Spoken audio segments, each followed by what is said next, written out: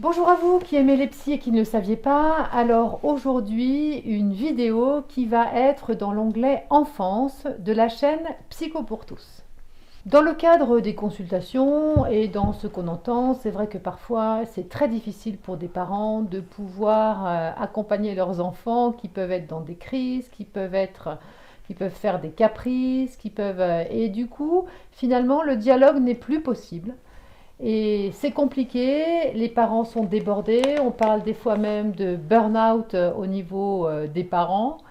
Et donc cette vidéo est faite un petit peu pour soutenir les parents, en tout cas pour essayer de, à travers l'invitée Christine Dom, de pouvoir essayer d'aider des parents à avoir une grille de lecture peut-être un peu différente. Alors, j'invite aujourd'hui Christine Dom, qui est donc pédopsychiatre, à la fois au Luxembourg et à la fois en Belgique, et qui va pouvoir nous aider à essayer de comprendre un petit peu tout ça. Alors, Bonjour. Bonjour.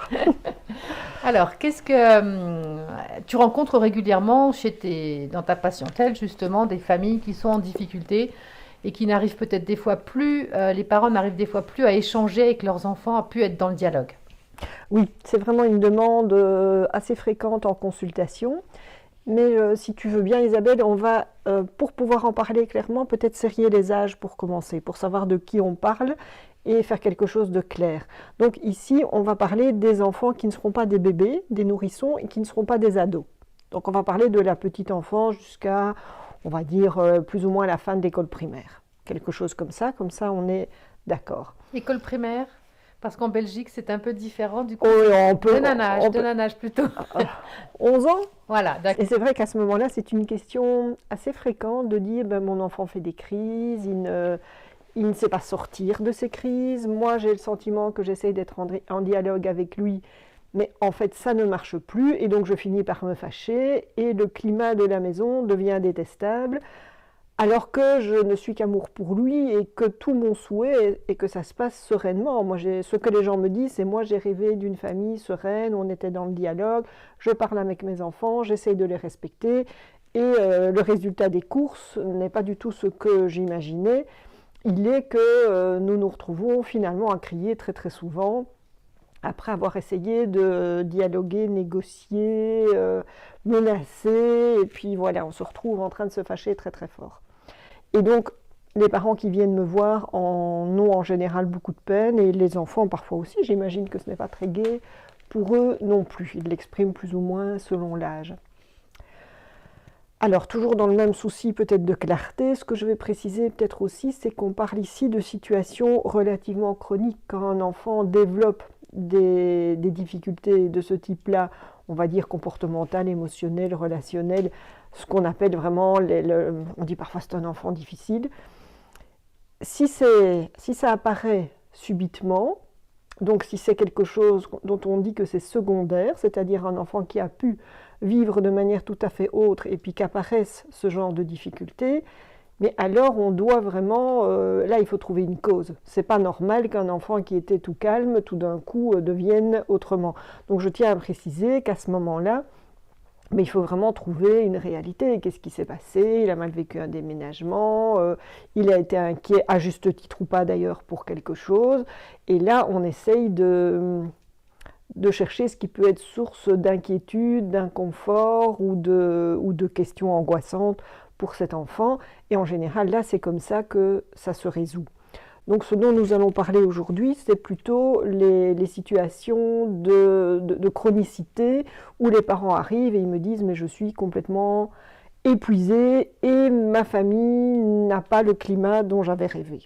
C'est plutôt ces choses-là, si ça va pour toi. Oui. Donc cette vidéo est bien destinée aux parents. On a le projet éventuellement de faire une vidéo également pour les enseignants ou pour les travailleurs sociaux qui travaillent dans des maisons d'enfants à caractère social, par exemple, où cette question justement de la crise, du dialogue, des limites à poser, etc., se pose aussi. Mais là, c'est bien une vidéo qui est un petit peu plus axée sur la parentalité. Hein, on est d'accord? On est d'accord, tout à fait. Alors il y a quelques mots-clés comme ça dans ce qu'on vient de dire, et je pense que le premier mot-clé, c'est vraiment le dialogue, comme tu le disais tout à l'heure. Et les parents, ils me disent souvent, mais moi, j'ai vraiment un grand désir de dialoguer avec mes enfants. J'ai envie de leur transmettre ce genre de valeurs. Ça fait vraiment partie de mes valeurs éducatives et de vie. Et donc, je tente de transmettre ça. Alors moi, je suis tout à fait d'accord, évidemment, avec ça. Je pense que chacun s'accordera sur le fait que c'est vraiment un objectif louable et souhaitable dans les familles. Après, je pense qu'il faut s'accorder très clairement sur la définition. Et donc, quand vous répétez, je vais prendre un exemple un peu caricatural, mais quand vous répétez 50 fois à votre enfant qui doit se brosser les dents ou faire des choses comme ça, on n'est plus dans le dialogue, on est dans du verbe, on est dans des mots, on est dans des phrases, on est dans du langage, mais tout le langage n'est pas dialogue. Le dialogue, c'est quand réellement on exprime quelque chose de soi, l'autre nous écoute et on est dans un partage qui aboutit à quelque chose de fonctionnel et qui fait avancer le schmilblick, si on peut dire. Alors à ce moment-là, c'est repérer les moments de vrai dialogue et les moments de paroles inutiles qui vont finalement faire plutôt monter la situation. Ce que j'essaye avec eux alors, c'est de préciser vraiment ce qui pour eux est du dialogue. Soit on prend des exemples concrets comme je l'ai expliqué tout à l'heure, soit on essaye de voir ce qui est vraiment du dialogue, comment on parle avec nos enfants, comment on les rencontre, comment on réfléchit, ce qui sont des moments très précieux et d'échange. C'est les petits moments du soir où on se parle, c'est les choses où on échange ce qu'on a fait pendant la journée. Ce sont des moments où vraiment il y a quelque chose de l'échange et du relationnel favorable et partagé. À d'autres moments, ce n'est pas pareil. Moi, ce que je trouve intéressant dans ce que tu amènes, c'est que le dialogue est important quand on donne chacun une part de soi, quand on parle de soi, parce qu'autrement c'est du monologue. Quand un parent nous dit va te laver les dents, finalement c'est pas vraiment un échange, je te demande de faire ça et à la limite tu n'as pas le choix. Comment est-ce qu'on peut impulser un changement et finalement faire que ne pas avoir à répéter alors après ça peut aussi sécuriser peut-être d'entendre de son parent nous dire rituellement des choses, il y a peut-être quelque chose de positif aussi là-dedans. Il y a quelque chose de positif, donc il y a du langage qui n'est pas du dialogue et qui en même temps a quelque chose de positif. C'est ce que je disais tout à l'heure de l'ordre de soutenir une action. Maintenant il est l'heure de se brosser les dents, tu vas y aller, tu as vu ton dentifrice, mets-le sur la brosse et en même temps on fait quelque chose à côté. Et ça c'est quelque chose qui se passe tout à fait bien, c'est un peu les rituels, je crois que tu as utilisé ce terme-là, qu'on a régulièrement dans une famille. Et ça c'est vraiment très chouette. Après, le rituel, c'est quand ça se passe bien, quand ça se passe en tension et que les choses ne se font pas ou n'évoluent pas et qu'on débouche vers une crise autour de moments qu'on peut déjà anticiper comme étant de crise, donc souvent vers lesquels on arrive déjà un petit peu crispé. À ce moment-là, il faut se dire que répéter plusieurs fois la même chose, c'est crispant pour soi parce que ça nous donne un vécu d'impuissance. Ça peut être un peu angoissant pour l'enfant ou ça peut lui donner le sentiment de nous mener un peu par le bout du nez. Je ne sais pas comment il faut l'envisager. J'imagine que c'est variable selon les enfants. Mais à ce moment-là, ce n'est plus en tout cas quelque chose qui amène ni de la solution, ni de la paix, ni de la rencontre. Donc, qu'est-ce qu'on fait à ce moment-là? Et ça, j'ai envie de vous dire, il n'y a pas de recette. C'est vraiment dans chaque famille, avec chaque enfant. Il y a comme ça des canevas, mais après chaque parent doit se dire, là je suis en train de faire quelque chose, ça ne marche pas, ça ne sert à rien. Ça ne sert à rien de refaire du même alors que j'ai déjà pu constater que ça ne marchait pas. Et donc à ce moment-là, j'arrête et je me dis, qu'est-ce que je fais? Alors qu'est-ce que je fais? Ça peut être plein de choses. Ça dépend du tempérament de l'enfant. Il y en a qui le prennent un peu par l'humour, il y en a qui essayent de trouver des solutions de surprise, il y en a qui se disent... Bon, après tout, est-ce que je ne suis pas en train d'exiger quelque chose qui n'est peut-être pas complètement nécessaire? Ça peut aussi se dire, peut-être que l'enfant à ce moment-là, ce qu'on lui demande, c'est vraiment compliqué pour lui. Donc comment je me débrouille, comment j'analyse cette situation qui ne marche pas finalement.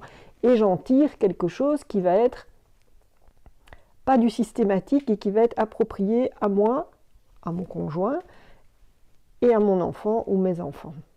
Et je pense que ça, c'est important à ce moment-là.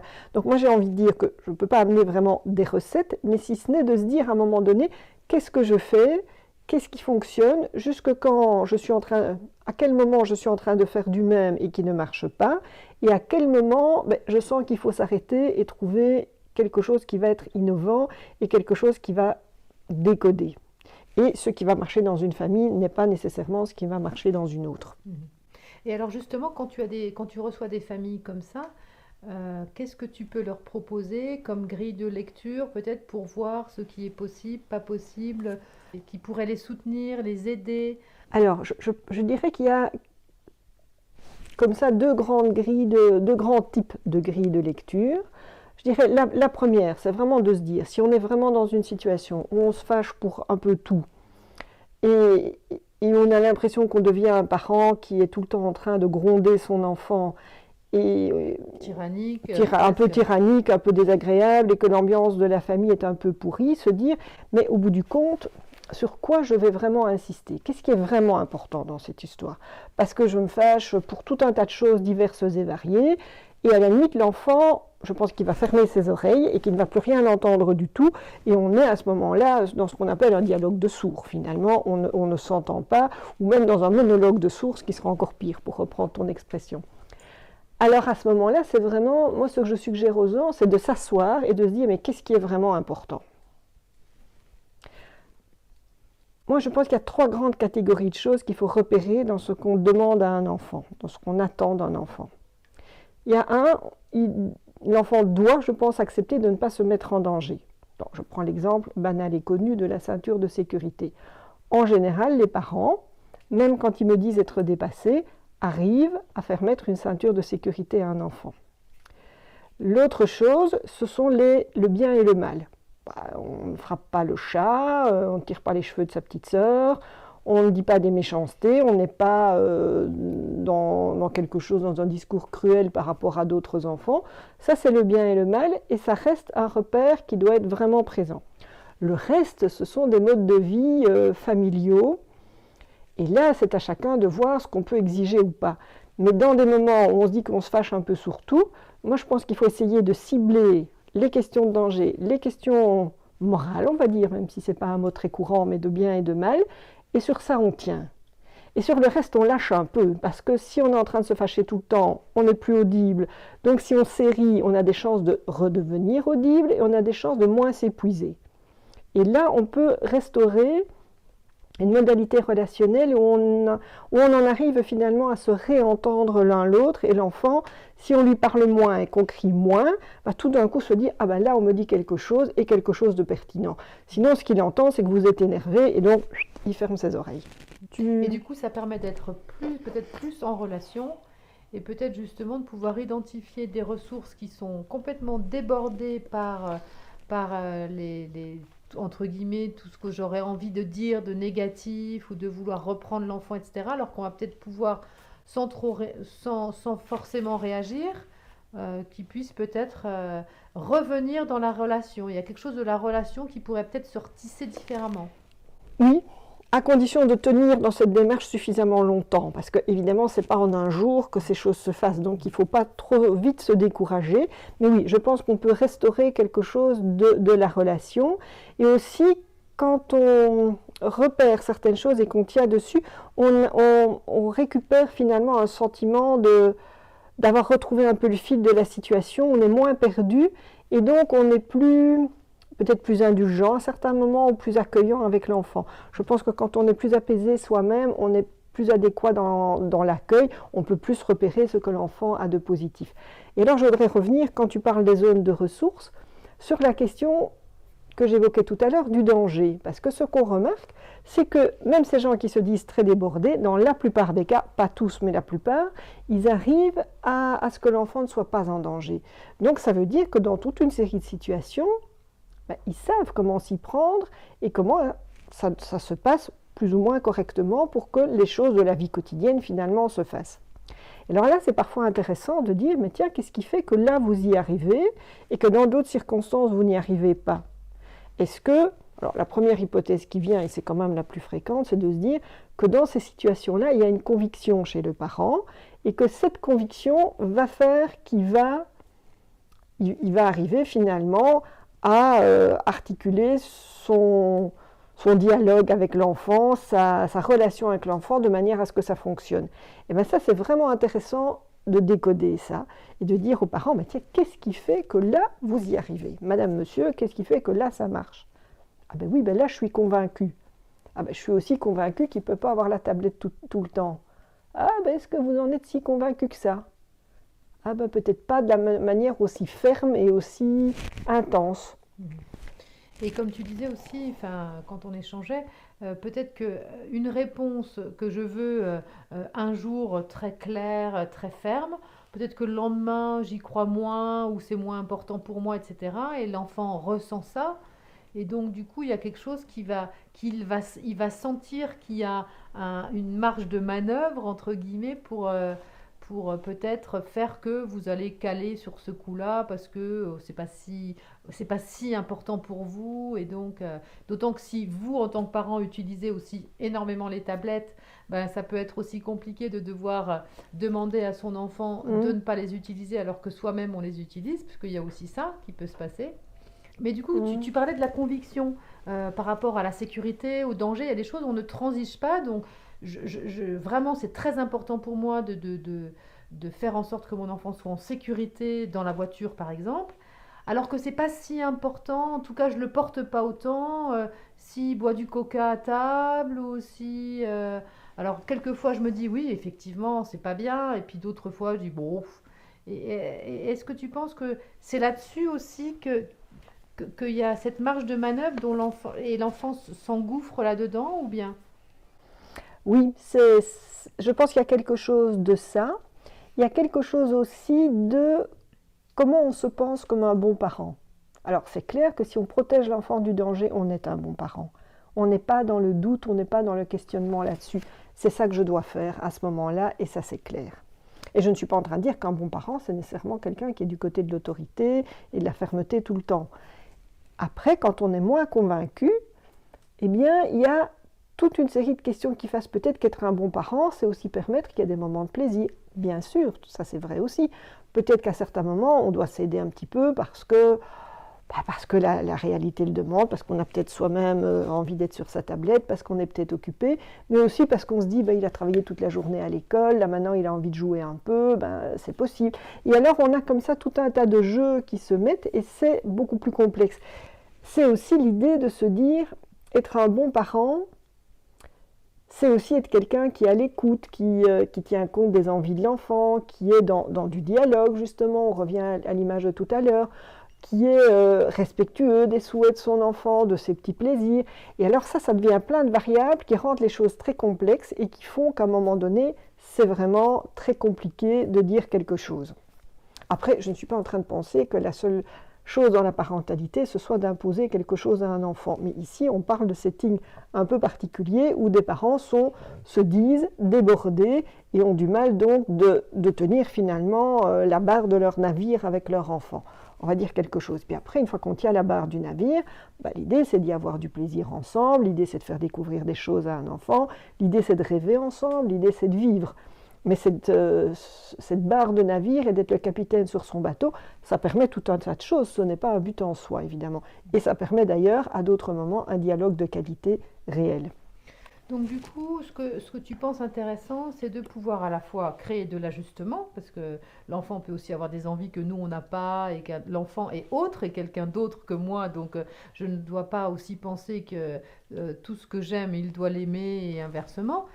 Donc la question de l'ajustement dans la relation, et donc selon toi, de pouvoir s'interroger justement sur ce qui est important pour pouvoir tenir certaines lignes de conduite et de voir finalement de pouvoir être au clair en tant que parent sur ce qui est vraiment important et ce sur quoi on doit tenir.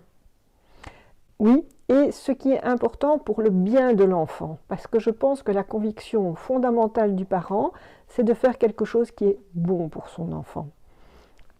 Si on en revient à la question du danger, mais les parents sont tout à fait convaincus que protéger l'enfant, c'est quelque chose de bon pour lui. Alors il faut en revenir à quelque chose par ailleurs qui est vraiment bon pour l'enfant en termes de ligne générale. Et ça va venir soutenir une conviction qui va soutenir le capitaine du bateau. Oui, donc la question de ce qui est vraiment important pour vous les parents et de ce qui l'est moins, donc une espèce d'une part de hiérarchisation et d'autre part de clarification de nos convictions par rapport à ce qu'on demande à nos enfants. Ça, c'est le premier registre, je dirais, de travail qui est à envisager. Le deuxième registre, c'est de dire dans quelle mesure ces interactions qui nous font souffrir correspondent quand même à quelque chose de nous. Moi, j'ai tendance à penser qu'on fabrique toujours un peu ce qui nous fait souffrir. Et que donc là, c'est de se dire, mais tiens, finalement, je m'arrête, je m'assieds, je réfléchis, et à quoi ça correspond pour moi. Je me souviens une fois d'un petit comme ça, 3-4 ans, il arrive la première fois dans mon cabinet de consultation, et positivement, il le met à sac. Et je regardais ça, je me dis, c'est pas à moi d'expliquer que ça ne va pas. J'avais quand même un peu garé les objets fragiles.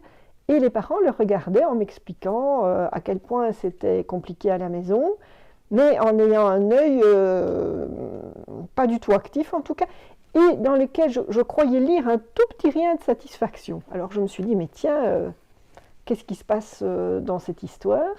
Et au fil du temps, ça ne s'est pas passé en une consultation, ce que nous avons compris ensemble, je vous donne un titre d'exemple, hein, c'est que finalement le caractère de pouvoir être un rebelle, de s'affirmer, de ne pas être un bon petit soldat, eh bien, c'était quelque chose qu'ils avaient aussi envie de transmettre à leur enfant. Et donc là, les parents sont coincés entre, il faut quand même un enfant qui obéit suffisamment, qui ne fait pas des caprices, et voilà. Et puis quand même, moi je ne tiens pas à fabriquer un petit soldat qui obéit à tout.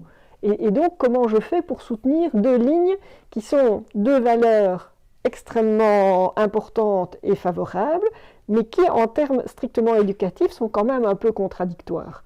Et ça, je pense que c'est vraiment quelque chose de compliqué dans beaucoup de familles, parce que dans ces deux lignes-là, tout est respectable. Et on doit vraiment essayer de faire cohabiter deux valeurs qui se contradisent pas vraiment, mais tirent quand même un peu le bateau dans des directions différentes.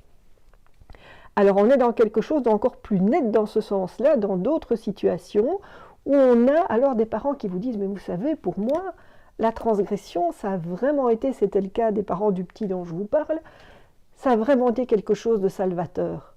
Et donc, c'est parce que j'ai pu me démarquer, c'est parce que j'ai pu transgresser, c'est parce que j'ai eu le courage d'être autrement que dans ma vie, je m'en suis sortie. » Et c'est une idée qu'on retrouve quand même pas si rarement.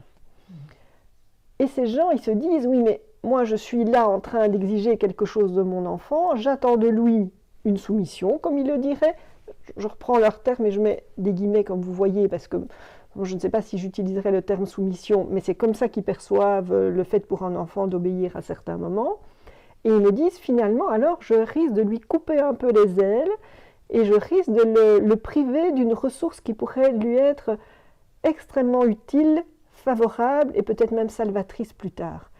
Et ça, c'est vraiment très compliqué. Donc, c'est vraiment intéressant de se dire, avec ces gens, alors, qu'est-ce qui s'est passé pour vous? On déplie un peu ça, on essaie de comprendre vraiment ce dont il s'agit, et de dire à ce moment-là, qu'est-ce qu'on peut vraiment demander à l'enfant, qu'est-ce qu'on ne peut pas, et comment on soutient ce potentiel, cette ressource dont il aura peut-être besoin, sans la favoriser de manière telle que ça ne devienne une entrave. Parce que si un enfant ne peut plus respecter un minimum de cadre, finalement, on se retrouve dans la situation qui est telle que cet enfant vit dans un espèce de chaos, dans un espèce de discrédit, et au lieu d'être soutenu dans son identité personnelle, il risque à être grondé un peu tout le temps, d'être, je ne vais pas dire abîmé, c'est un grand mot, mais quand même un peu touché dans son estime de soi. Je suis un enfant qu'on gronde tout le temps, mais ça, c'est pas favorable pour l'éducation d'un enfant et pour son devenir. Donc, comment on articule ces deux dimensions-là? Ça, je pense que c'est quelque chose qui est un peu sous-jacent, mais qui est quand même très fréquent dans toute une série de familles.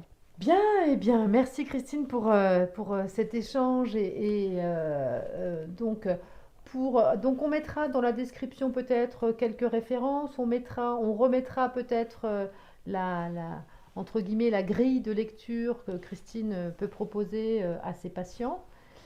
Donc on va continuer, on va peut-être faire quelques autres vidéos ensemble, notamment sur la mort, la perception de la mort chez les enfants, comment aider des parents aussi à parler de la mort, et puis d'autres. Donc n'hésitez pas à cliquer sur le bouton j'aime, n'hésitez pas à vous abonner et puis à cliquer sur la petite clochette pour recevoir nos vidéos qui sont de l'ordre de l'enfance mais aussi sur plein d'autres thèmes. Donc à bientôt pour une nouvelle vidéo de Psycho pour tous. Au revoir.